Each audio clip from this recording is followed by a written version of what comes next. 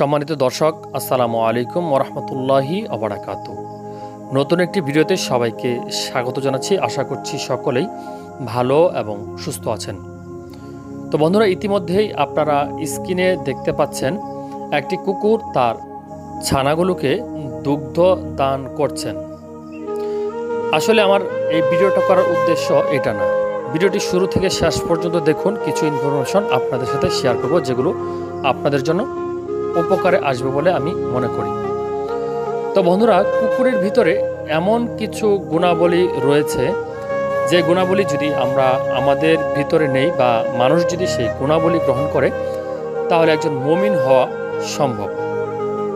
তো জানতে চাইবেন অবশ্যই গুণাবলী কি।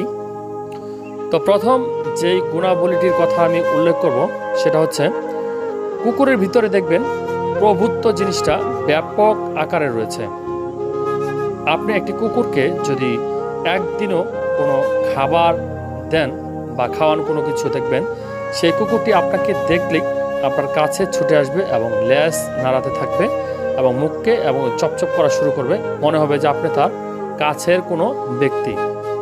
তো কুকুরের যে প্রভুত্ব বোধ বা যে তাকে খাওয়ায় তার প্রতি যে একটা ভালো লাগা, ভালোবাসা, বা দেখবেন যে কুকুর যদি আপনি যদি কুকুর পালেন তাহলে আপনাকে কিন্তু সে শত বিপদের মাঝ থেকেও নিজের জীবন বিলীন করে হলেও আপনাকে কিন্তু সে সেভ করার চেষ্টা করবে।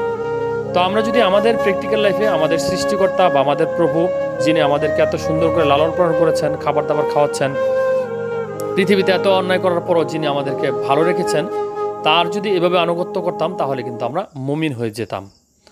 তো পরবর্তী যে বিষয়টা লক্ষ্য করব সেটা হচ্ছে এই কুকুরের যে ধৈর্যশীলতা। আপনি দেখবেন একটা কুকুরের সামনে আপনি বসে খাচ্ছেন, আপনি হয়তোবা দেখা গেল যে ভালো কিছু খাচ্ছেন যেটা কুকুরের হয়তোবা আপনার কুকুরটা যদি এক সপ্তাহ না খেয়েও থাকে তারপর কিন্তু আপনার কাছ থেকে সে কেড়ে খাবারটা নিবে না। এটা কিন্তু একটা বিশাল ধৈর্যের পরিচয়।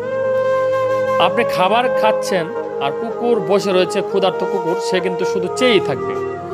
তো এই যে একটা ধৈর্যের বিষয়, এই ধৈর্যটা যদি আমাদের জীবনে থাকে তাহলে আমরাও মুমিন হতে পারবো। তো আপনারা দেখবেন যে আমরা প্র্যাকটিক্যাল লাইফে আমাদের কিন্তু ধৈর্য নেই, আমাদের সহনশীলতা নেই, একে অপরের প্রতি ভালোবাসা নেই। যেমন আমরা স্বাভাবিক কিছুতে কিন্তু রেগে যাই।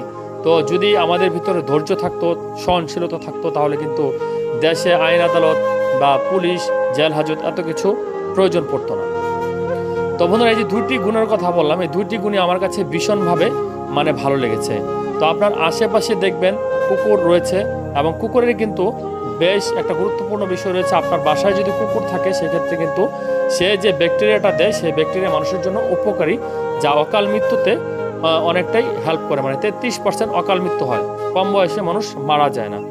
আর কুকুরকে অনেকেই নাপাক ভাবেন, কুকুরের কিন্তু তার যে জিহ্বার লালা রয়েছে সেটাই নাপাক, শরীর কিন্তু নাপাক না যদি তার শরীর শুকনো থাকে। তো আপনার আশপাশে এরকম কুকুর রয়েছে, সেগুলোকে অবশ্যই আপনারা খেয়াল রাখবেন যেন তাদের খাবার দাবার ঠিক থাকে। সে বিষয়টা লক্ষ্য রাখলে অবশ্যই এটা আমাদের জন্য পশু হিসাবে আমরা না দেখে তাদেরকে আল্লাহ তাআলার একটা সৃষ্টির জীব হিসাবে দেখে যদি আমরা তাদেরকে সহানুভূতির হাত বাড়িয়ে দিই তাহলে সকলেই আমরা মঙ্গলের দিকে হাঁটবো বলে আমি প্রত্যাশা করছি।